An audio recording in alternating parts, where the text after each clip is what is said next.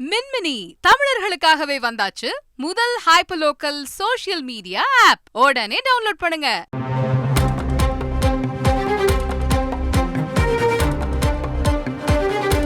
இந்திய முன்னாள் துணை பிரதமரும் பாஜக முன்னோடிகளில் ஒருவரான திரு எல்கே அத்வானிக்கு பாரத் ரத்னா விருது, நாட்டுடைய highest civilian award Bharat Ratna அறிவிக்கப்பட்டிருக்கிறது. பிரதமர் நரேந்திர மோடி எல்கே அத்வானிக்கு வாழ்த்துக்களை தெரிவித்திருக்கிறார். இந்த நிலையில நம்முடைய மூத்த பத்திரிகையாளர் திரு கோலாஹல ஸ்ரீனிவாஸ் தொடர்பில் இருக்கிறார். திரு கோலாஹல ஸ்ரீனிவாஸ், எல்கே அத்வானிக்கு பாரத் ரத்னா விருது, இது என்ன பொலிட்டிக்கல் மெசேஜ இந்த தருணத்துல கொடுக்குது அப்படின்னு நினைக்கிறீங்க? நிச்சயமா ஒரு எலெக்ஷன் எந்த சந்தர்ப்பத்துல கொடுத்திருக்காங்கிறது பாருங்க.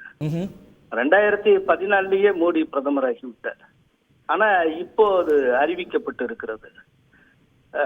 அதாவது இந்த அளவுக்கு பிஜேபி மிக உயரமான உச்சமான இடத்தை அடைவதற்கு ராம்ரத யாத்திரையின் மூலம் பிள்ளையார் சொல்லி போட்டவர் எல்கே அத்வானி அவர்கள். அவருக்கு இப்போ அயோத்தியில ராமர் கோயில் கட்டி முடிக்கப்பட்ட பிறகு அந்த விருது வழங்கப்பட்டு இருக்கிறது. சோ இந்த இப்ப வரக்கூடிய இந்த தேர்தல் ஆக்சுவலா ராம்லல்லா அந்த ஆலயம் அது சென்ட்ரிக்கான ஒரு தேர்தலாக இருக்கும், குறிப்பா வட இந்தியாவில்.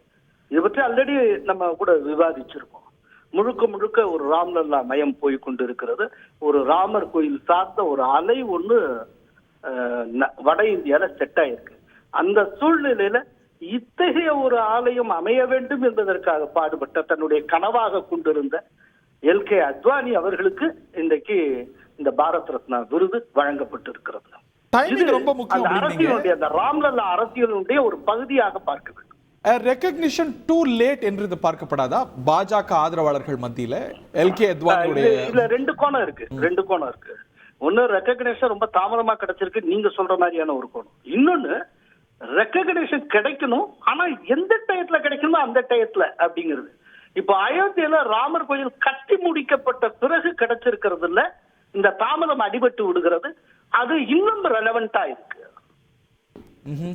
அதை தாண்டி ஏன்னா அவர் இதற்காகத்தான பாடுபட்டார். இத கண்ணால பார்க்கணும், இந்த மாதிரி ஒண்ணு அமையணும், ராமர் பிறந்த இடத்தில் ராமருக்கு ஆலயம் வேண்டுங்கிறதுக்கு தானே அவர் தன்னுடைய போர்க்குரலை 1990 செப்டம்பர் 25 சோமநாதர் ஆலயத்திலிருந்து தன்னுடைய ராம்ரத யாத்திரையை தொடங்கினார். அந்த யாத்திரையில நரேந்திர மோடியும் பங்கு கொண்டார். அந்த பங்கு கொண்டார். அவர் அந்த யாத்திரையினுடைய பல்வேறு விஷயங்களை ஆர்கனைசராக இருந்தார், ஒருங்கிணைப்பாளராக இருந்தார், செயல்பட்டார். இன்னொரு விமர்சனம் எழும். ராம்லல்லா பிரதிஷ்டை செய்யப்பட்ட போது அத்வானி வந்திருக்கணுமே, அவர் வயத காரணம் எல்லாம் காட்டி கிட்டத்தட்ட வர வேண்டாங்கிற மாதிரி ஒரு இன்விடேஷன் கொடுத்தாங்க. அந்த விமர்சனங்களை எல்லாம் தவிர்க்கிறதுக்கு இந்த ஒரு காம்பன்சேஷன் அப்படிங்கிற விமர்சனம் வருமா, இல்ல அந்த கோணத்துல பார்க்க முடியாதா? ஒரே ஒரு நிமிஷம் சார். இப்போ எல்கே அத்வானி சார்ந்து மோடி எதிர்கொண்டிருக்கிற விமர்சனம்ங்கிறது இது முதல் தடவை அல்ல. 2013 அவர் பிரதமர் வேட்பாளர் அப்படின்னு முன்னிறுத்தப்பட்ட போதே எல்கே அத்வானி சார்ந்து அவர் மீது விமர்சனங்கள் உண்டு. எல்கே அத்வானி வெளிப்படையாகவே விமர்சனம் வைத்தானே மோடிய பிரைம் மினிஸ்டர் கேண்டிடேட்டா கொண்டு வந்தாங்க. அன்னைக்குலேருந்து விமர்சனம் இருந்துட்டு தான் இருக்கு. அந்த விமர்சனத்துக்கு மத்தியிலேயே தான் மோடி தொடர்ந்து வெற்றி பெற்று வந்திருக்கிறார்.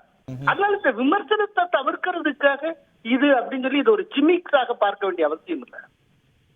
இது கால பொருத்தத்துக்காக. இப்போ அயோத்தி இவருக்கு என்னைக்கோ கொடுத்திருக்கலாம், ஆனால் அயோத்தியில ராமர் கோயில் கட்டி முடிக்கட்டும், முடிச்சதுக்கு அப்புறம் அந்த டயத்துல அதற்காக பாடுபட்ட இவருக்கு நாம பாரத் ரத்னா கொடுக்கணும். அப்படின்னா அது பொருத்தமா இருக்கும். அப்போ எப்ப ராம்லல்லாவை நினைக்கிற போதும் எல்கே அத்வானி அவர்களையும் சேர்த்தே நினைக்கக்கூடிய ஒரு சூழ்நிலை. இது ஒரு ஆஃப்டர் தாட்டாங்கிற ஒரு கேள்வி வருது இல்ல. இப்ப பாரத் ரத்னா விருது இன்னைக்கு மட்டும் அறிவிக்கப்படல, போன வாரம் குடியரசு நாளுக்கு முன்னாடியே கர்பூரி தாக்கூருக்கு அறிவிக்கப்பட்டது. கர்பூரி தாக்கூர் அதோட சேர்த்து அறிவித்திருக்கலாமே, why now? இல்ல அப்படி இல்ல, நீங்க ஒரு அறிவிப்பு சேர்ந்துதான் இருக்கணும் அப்படிங்கிற அவசியம்லாம் கிடையாது. அவருக்கு ஆல்ரெடி முடிவு பண்ணியிருப்பாங்க. அதே நேரத்துல கர்பூரி தாக்கூருக்கு நான் என்ன நினைக்கிறேன்னா, அத்வானிக்கு இப்ப கொடுக்கறதுங்கிற மாதிரி முடிவு பண்ணியிருப்பாங்க.